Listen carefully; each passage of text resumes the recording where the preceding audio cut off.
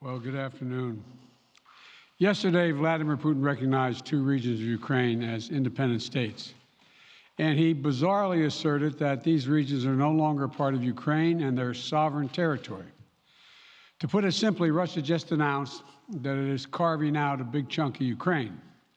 Last night, Putin authorized Russian forces to deploy into these regions.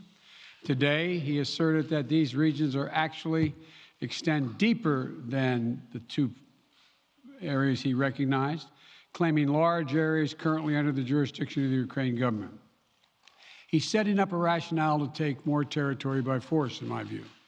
And if we listened to his speech last night, and many of you did, I know, he's setting up a rationale to go much further. This is the beginning of a Russian invasion of Ukraine, as he indicated and asked permission to be able to do from his Duma.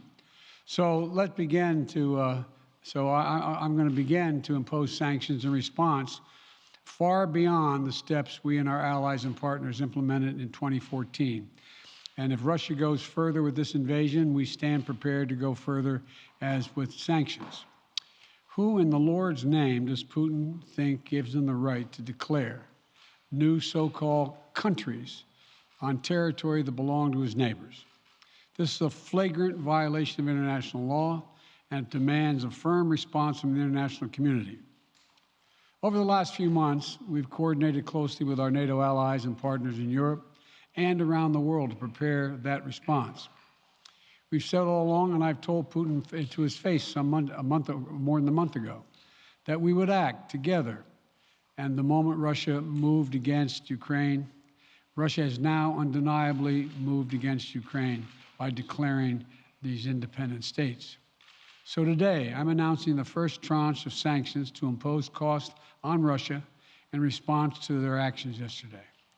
These have been closely coordinated with our allies and partners, and will continue to escalate sanctions if Russia escalates. We're implementing full blocking sanctions on two large Russian financial institutions, VEB and their military bank. We're implementing comprehensive sanctions on Russian sovereign debt. That means we've cut off Russia's government from Western financing. It can no longer raise money from the West and cannot trade in its new debt on our markets or European markets either. Starting tomorrow and continuing in the days ahead, we'll also impose sanctions on Russia's elites and their family members. They share in the corrupt gains of the Kremlin policies and should share in the pain as well. And because of Russia's actions, we've worked with Germany to ensure Nord Stream 2 will not, as I promised, will not move forward. As Russia contemplates its next move, we have our next move prepared as well. Russia will pay an even steeper price if it continues its aggression, including additional sanctions. The United States will continue to provide defensive assistance to Ukraine in the meantime, and will continue to reinforce and reassure our NATO allies. Today, in response to Russia's admission that it will not withdraw its forces from Belarus, I have authorized additional movements of U.S. forces and equipment already stationed in Europe to strengthen our Baltic allies, Estonia, Latvia, and Lithuania. Let me be clear, these are totally defensive moves on our part. We have no intention of fighting Russia. We want to send an unmistakable message, though, that the United States, together with our allies, will defend every inch of NATO territory and abide by the commitments we made to NATO. We still believe that Russia is poised to go much further in launching a massive military attack against Ukraine. Hope I'm wrong about that, hope we're wrong about that, but Russia has only escalated its threat against the rest of Ukrainian territory, including major cities and including the capital city of Kyiv. There are still well over 150,000 Russian troops surrounding Ukraine. And as I said, Russian forces remain positioned in Belarus to attack Ukraine from the north, including warplanes and offensive missile systems. Russia's moved troops closer to Ukraine's border with Russia. Russia's naval vessels are maneuvering in the Black Sea to Ukraine's south, including amphibious assault ships, missile cruisers, and submarines. Russia's moved supplies of blood and medical equipment into position on their border. You don't need blood unless you plan on starting a war. Over the last few days, we've seen much of the playbook that Secretary Blinken laid out last week in the United Nations Security Council come to pass. A major increase in military provocations and false flag events along the line of contact in the Donbass. Dramatically staged, conveniently on-camera meeting of Putin's Security Council to grandstand for the Russian public. And now, political provocation of recognizing sovereign Ukrainian territory as so-called independent republics in clear violation, again, of international law. President Putin has sought authorization from the Russian parliament to use military force outside of Russian territory. And this set the stage for further pretexts of further provocations by Russia to try to justify further military action. None of us should be fooled. None of us will be fooled. There is no justification. Further Russian assault in Ukraine remains a severe threat in the days ahead. And if Russia proceeds, it is Russia and Russia alone that bears the responsibility.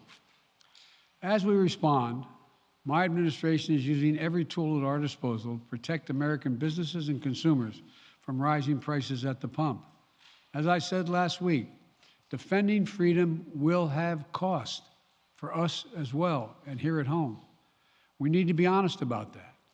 But as we do this, I'm going to take robust action to make sure the pain of our sanctions is targeted at the Russian economy, not ours. We're closely monitoring energy supplies for any disruption. We're executing a plan in coordination with major oil-producing consumers and producers toward a collective investment to secure stability in global energy supplies. This will blunt gas prices.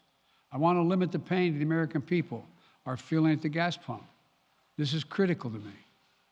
In the last few days, I've been in constant contact with European leaders, including with Ukrainian President Zelensky. Vice President Harris met in person with the leaders in Germany over the weekend at the Munich conference, including President Zelensky. At every step, we have shown the United States and our allies and partners are working in unison, which he hasn't been counting on, Mr. Putin. We're united in our support of Ukraine. We are united in our opposition to Russian aggression. And we're united in our resolve to defend our NATO alliance. And we're united in our understanding of the urgency and seriousness of the threat Russia is making to global peace and stability. Yesterday, the world heard clearly the full extent of Vladimir Putin's twisted rewrite of history, going back more than a century, as he waxed eloquently, noting that, well, I'm not going to go into it, but nothing in Putin's lengthy remarks indicate any interest in pursuing real dialogue on European security in the year 2022. He directly attacked Ukraine's right to exist. He indirectly threatened territory formerly held by Russia, including nations that today are thriving democracies and members of NATO. He explicitly threatened war unless his extreme demands were met. And there is no question that Russia is the aggressor. So we're clear-eyed about the challenges we're facing. Nonetheless, there is still time to avert the worst-case scenario that will bring untold suffering to millions of people if they move as suggested. The United States and our allies and partners remain open to diplomacy if it is serious. When all is said and done, we're going to judge Russia by its actions, not its words.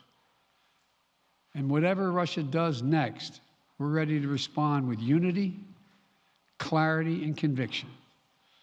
We'll probably have more to say about this as it moves on. I'm hoping diplomacy is still available. Thank you all very much. Sir, are you still open to meeting with Vladimir Putin, sir?